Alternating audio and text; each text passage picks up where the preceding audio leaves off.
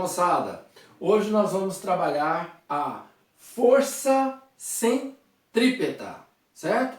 Gostaria de lembrar vocês, para quem não assistiu a aula de cinemática vetorial, se tiver alguma dúvida sobre aceleração tangencial, aceleração centrípeta, vale a pena você dar uma olhadinha na aula primeiro de cinemática vetorial para entender com mais facilidade o que nós vamos falar aqui hoje.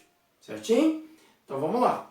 Galera, o que é a força centrípeta? Então, vamos fazer o seguinte, vamos imaginar, tá aqui o texto para você ler, né? Considere uma partícula em movimento circular sob a ação de várias forças. Se eu tenho uma partícula em movimento circular, gente, sob a ação de várias forças, uma coisa é fato. Se ela está em movimento circular, no mínimo, ela está sujeita a uma aceleração que? Centrípeta, porque está fazendo curva.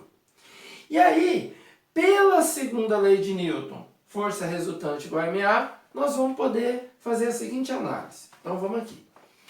Se eu tenho essa partícula aqui, o sentido é irrelevante, tá? Se eu tenho a partícula em movimento circular aqui, e tem várias forças atuando nela, F1, F2, F3, Fn, N, várias forças, né? Como a gente falou lá no começo da dinâmica. Se ela está em movimento circular, no mínimo, ela tem uma aceleração para o centro, que é a aceleração centrípeta. E aí, gente, eu disse para você, lá nas aulas de lei de Newton, que qual é a informação mais importante dessa fórmula? A informação mais importante da segunda lei de Newton é que força resultante e aceleração tem sempre o quê? A mesma direção e o mesmo sentido. E quem gera a aceleração? Quem gera a aceleração é a resultante. Então, se eu tenho aceleração para o centro, é porque eu tenho uma força resultante para onde? Para o centro. E é essa força que a gente chama de quê? Força centrípeta. Em sala de aula, estou fazendo aqui com vocês também, mas em sala de aula eu falo para meus alunos, principalmente de primeiro ano, para que eles escrevam isso, tá? A força centrípeta é uma força o quê? Resultante. Então, quando a gente for fazer problemas de lei de Newton, aí eu pergunto assim, quais são as forças que esse bloco recebe? Lembra que o diagrama você desenha as forças que o bloco recebe. Aí o menino fala, peso, normal, tração, força centrípeta. Opa, força centrípeta atua em algum lugar? Não, ela é uma força o quê? Resultante. Aí eu falo para eles, ó, logo eu, no caso você, nunca vou desenhá-la como força o quê? Atuante. Você não pode desenhar a força centrípeta como força atuante. Vocês vão ver em várias aplicações que eu vou fazer, eu até desenho ela, mas eu deixo claro que lá no desenho ela é uma resultante, ela não está atuando na partícula. Falou? Então tá aqui. Se força centrípeta é uma força resultante, eu posso dizer que força centrípeta é massa vezes aceleração, mas qual é a aceleração gerada pela força centrípeta? É a aceleração centrípeta. Que, se você estudou a cinemática vetorial e também o movimento circular, você vai lembrar que em módulo a aceleração centrípeta tem esses dois valores. Ó. Ou é v ao quadrado sobre r, ou é ômega ao quadrado r, a velocidade angular ao quadrado vezes o raio. Inclusive essa veio dessa. Certinho? E aí, gente, então, ó, em módulo, como é que eu posso escrever a força centrípeta sem a setinha, tirando a setinha, o módulo?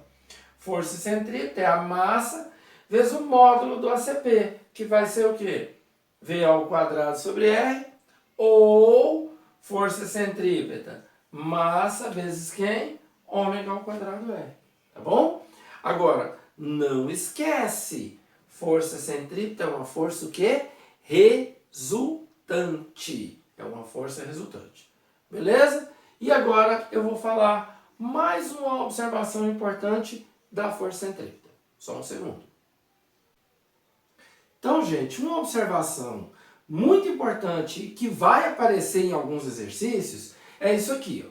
Se você lembra da nossa aula de cinemática vetorial, você vai lembrar que eu te falei que existe no movimento mais completo. Eu posso ter tanto aceleração tangencial quanto aceleração centrípeta. E obviamente das duas eu posso tirar uma resultante, que é o famoso quem? Vetor aceleração. Então quem é o vetor aceleração? É a soma vetorial da aceleração centrípeta com a tangencial. Que em módulo isso cai aonde, gente? O método do paralelogramo com ângulo de 90 graus. Cai no famoso teorema de Pitágoras. Agora, lembrando da nossa informação primordial, de que força resultante igual a MA. E quem gera a aceleração é quem? É a força resultante. Se eu tenho uma aceleração tangencial, foi porque ela foi gerada por quem? Por uma força resultante tangencial. E se eu tenho uma aceleração centrípeta, foi porque ela foi gerada por quem? Por uma força centrípeta. E óbvio, se eu tenho uma resultante tangencial e uma resultante centrípeta, eu posso, pelo mesmo motivo, fazer uma soma vetorial aqui, ó, encontrando a força resultante real ou total, como queira. Tá? Então, quem é a verdadeira força resultante no movimento mais completo? É a soma da resultante tangencial com a resultante o quê? Centrípeta. E aqui repetição, que em módulo cai de novo no teorema de quem? Pitágoras, porque trata-se de novo de dois vetores perpendiculares, com a mesma origem. Certinho? Então, gente, esta é a teoria de força centrípeta. Tá? Agora, o que tem são aplicações. Tá? Eu vou falar para você aqui, ó, uma aplicação clássica, já caiu em vários vestibulares, exercícios desse tipo ou desse tipo. Tá? Por exemplo, se eu tenho um carro passando numa lombada, né? Às vezes você tem isso, até dentro de algumas cidades aí, né? Ou mesmo na estrada, você tem uma lombadinha assim, ó. Quando o carro passa lá por cima, você tem uma sensação de estar mais leve, mas você ficou mais leve, o seu peso mudou, ó. No caso seu do carro, né? A massa do carro mudou? Não. A gravidade mudou? Também não. Nem a sua massa, nem a gravidade muda, porque você está passando por uma lombada. Mas você tem uma sensação de ter ficado mais leve. Por que isso? Porque a nossa sensação de peso, ela é tirada da força que a gente recebe do chão, que seria o equivalente a quem? A normal. Então, que é a normal na verdade, né? O que acontece aqui, ó? Quando o carro está numa lombada, é muito fácil você perceber. Primeiro, isso aqui, essa lombada, eu fiz questão de desenhar, ela representa para mim um trecho de movimento circular. Se é um trecho de movimento circular, eu vou ter uma resultante o quê? Centrípeta, que aponta para onde? Para o centro. E aí você vai usar a máxima da dinâmica dos vetores. Se eu tenho dois vetores opostos, como é que é a resultante entre eles? Como que eu acho a resultante? É o maior menos o menor. Agora, presta atenção. Se eu tenho duas forças opostas, peso e normal, peso para baixo, normal, nesse caso para cima. Você sabe que eu tenho uma resultante para baixo. Então, peraí, se a resultante está para baixo, quem é maior, gente? O peso ou o normal? É o peso. Tá vendo que eu desenhei até o vetor peso maior que o normal? Então, neste caso aqui, esta resultante, que é a centrípeta, ela vai ser dada por quem? Peso menos normal. E aí o problema geralmente pede a normal do carro, né? A normal que a pista faz no carro. E se fosse a força que o banco faz no passageiro? O cálculo é o mesmo. Tá? O cálculo é o mesmo, a mesma coisa. Então, o que você faz? Força centrípeta, peso menos normal. Eu vou trocar esses dois de lugar. Ó. A normal vem para cá positiva, a força centrípeta vai para lá negativa. fica peso menos FCP, mg menos mv ao quadrado sobre r, que é a fórmula mais famosa da força centrípeta, certo? Aqui, gente, não precisa ficar decorando isso, né? Se eu quiser colocar a massa em evidência, ó, fica G menos V ao quadrado sobre R, tá?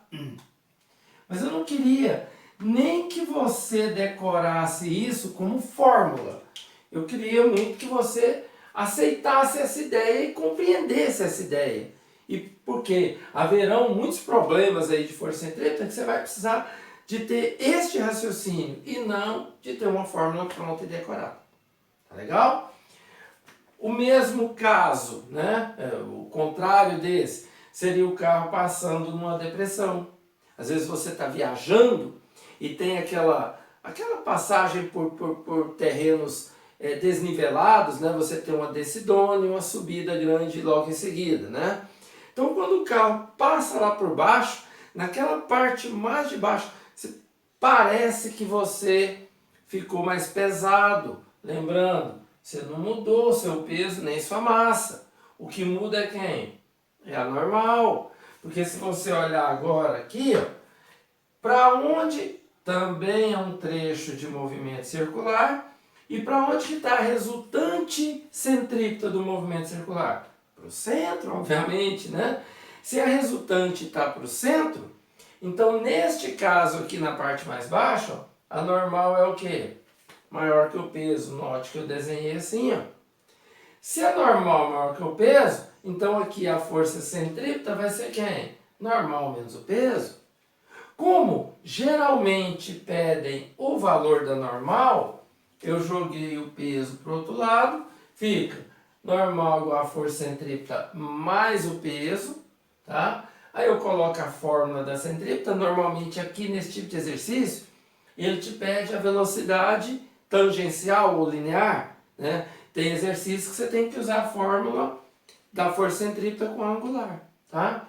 E aqui, no máximo, seria você colocar a massa em evidência, que fica V ao quadrado sobre R mais G, tá? Mas assim, como eu disse anteriormente, prefiro que você não decore fórmulas prontas. Eu prefiro que você entenda e saiba replicar o raciocínio e não fórmula decorada. Tá legal? Então, gente, tá aí essa nossa aulinha de força centrípeta. A teoria é curta, mas a aplicabilidade é muito grande, tá? E sugiro a você assistir a próxima aula ou as próximas aulas em que eu vou mostrar aplicações da força centrípeta. Aí sim, assista, porque vocês vão ver exercícios corriqueiros em vários tipos de exames. Tudo bem? Então, grande abraço para vocês, bom estudo, tchau, tchau!